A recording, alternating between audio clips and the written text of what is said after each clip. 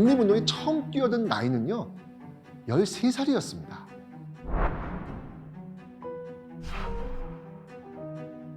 일본군 정보 수집을 비롯해 지원 요원을 모집하고 몰래 일본군 진영으로 들어가서 한국인 병사에게 쪽지를 전달하는 일이었습니다. 그 어린 나이에 목숨을 건 독립운동가였던 것입니다. 그 어린 소녀가 무려 3대가 독립운동을 한 독립운동 명문가였습니다. 이 인물은 바로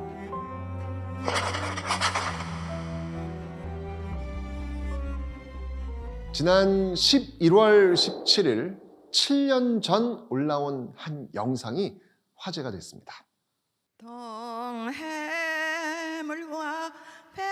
백두산이 마르고 닳도록 하느님이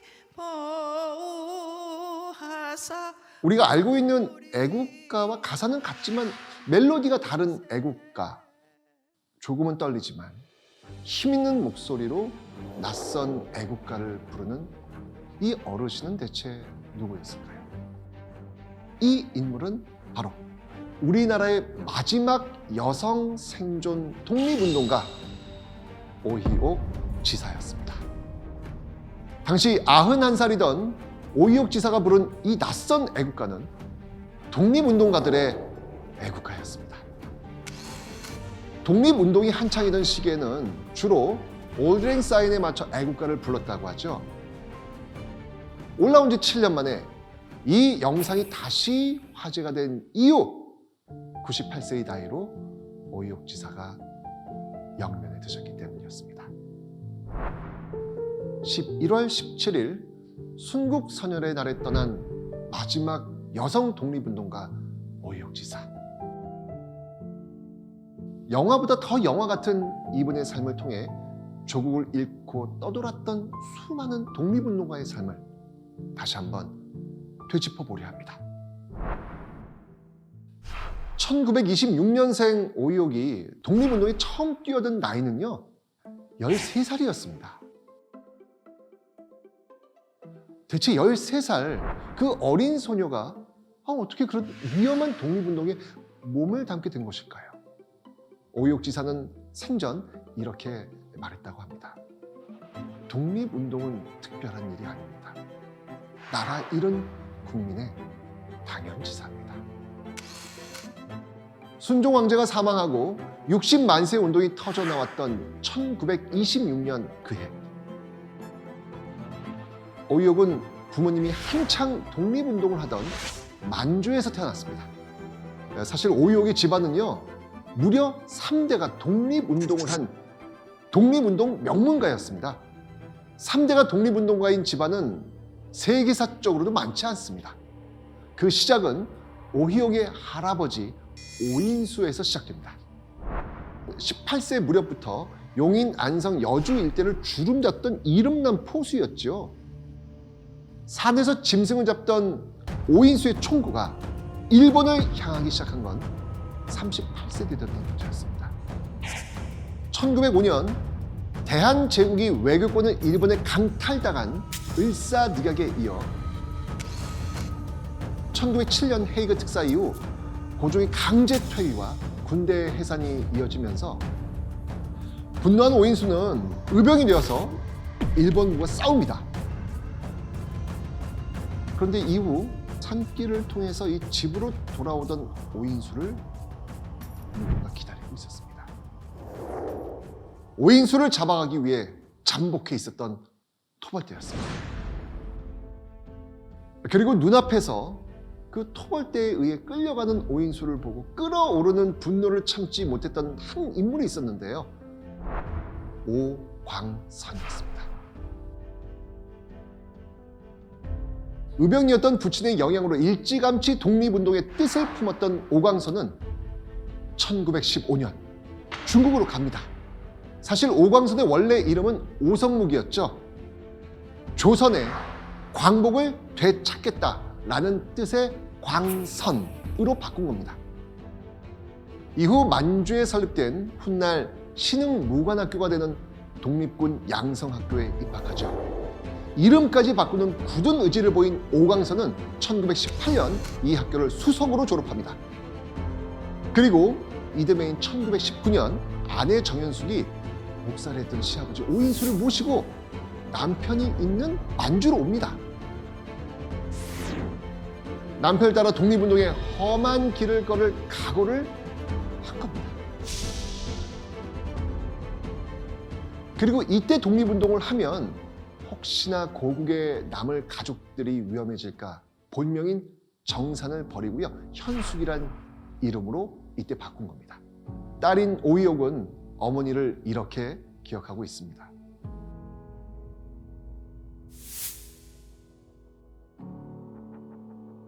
그렇게 고생하면서도 한 번도 아버지가 독립운동을 그만했으면 하는 얘기를 입 밖에 낸 적이 없습니다.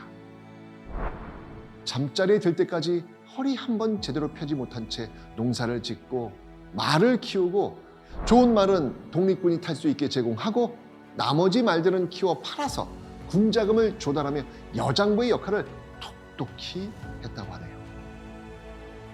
그리고 독립투사 부부 오광선 정현숙은 만주에서 1924년 첫 딸 오희영을 품에 안게 됩니다. 2년 후 1926년 둘째 딸 오희옥이 태어난 것이죠. 대한민국의 마지막 여성 독립운동가 오희옥은 보다시피 탄생부터 운명적으로 독립운동과 조우하고 있었던 겁니다.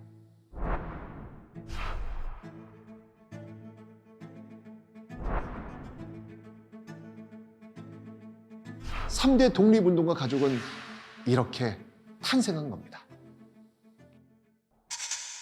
훗날 오이옥의 회고에 따르면요, 중국인 아이들이 언니 오이영과 자신을 망국노, 고구려 노예 이런 식으로 부르면서 놀렸다고 해요.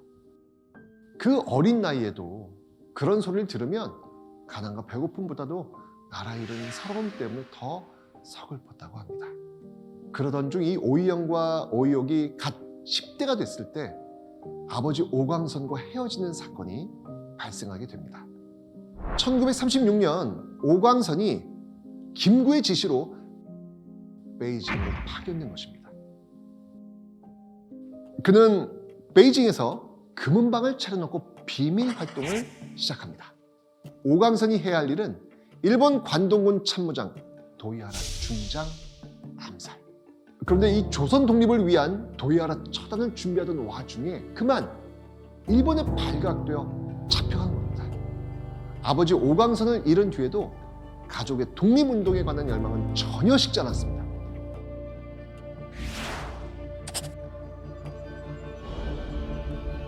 오이옥은 2살 위 언니 오이영과 함께 한국진선 청년공작대원으로 활동을 시작합니다. 청년공작대는요, 일본군 정보 수집을 비롯해 지원 요양을 모집하고 한중합작으로 연극, 무용을 하면서 노래도 부르고 고궁을 그리는 망명자들의 마음을 달래주는 일을 했던 겁니다. 어린 오이옥이 언니와 함께 했던 일은 또 있는데요. 몰래 일본군 진영으로 들어가서 징집돼 온 한국인 병사에게 쪽지를 전달하는 일이었습니다. 사실 이게 두려움을 떨쳐버리기가 쉽지 않았대요. 그럴 때마다 태어난 척 콧노래를 부르면서 반드시 나에게 주어진 일을 해내야 한다, 이렇게 하면서 스스로를 다잡았다고 합니다. 그런 대범함 때문인지 호수에 비친 달이란 뜻의 별명 월호. 월호는 오이옥을 아꼈던 김구 선생이 직접 지어줬다고 하죠. 오이옥은 그 어린 나이에 이미 목숨을 건 독립운동가였던 것입니다. 광복의 그날까지도 이 활동은 계속됐다고 합니다.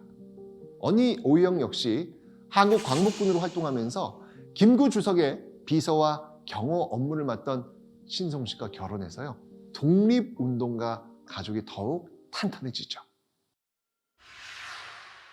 그리고 1945년 오이옥은 충칭에서 광복을 맞이하게 됩니다.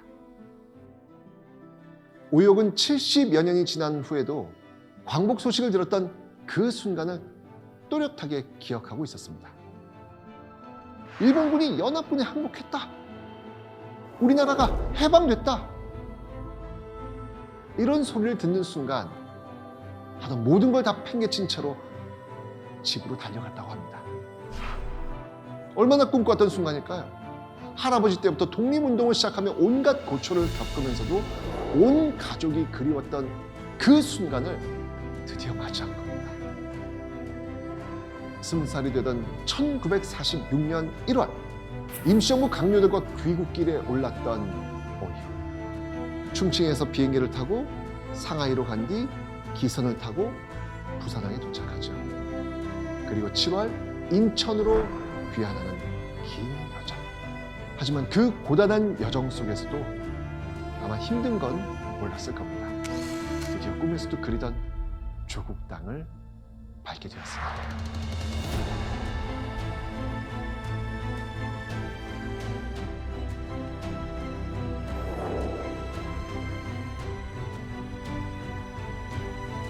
이후 되찾은 조국 땅에서 죽은 줄만 알았던 아버지 오광선과도 다시 만나게 됩니다.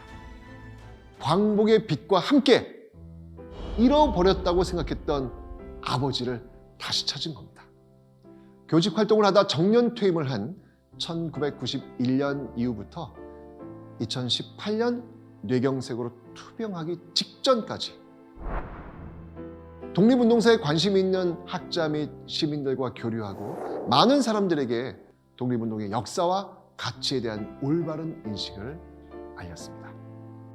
오희옥 지사는 생전에 이런 말을 자주 하셨다고 합니다.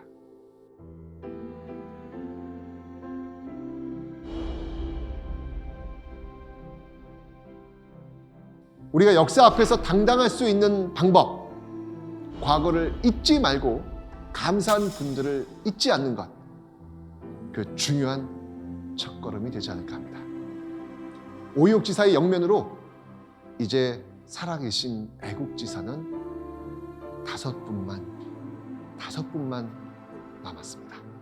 나라를 위해 푸르른 청춘을 희생했던 분들, 이제는 우리가 그분들을 기억하며 그리고 감사한 마음으로 지켜드려야 할 때입니다.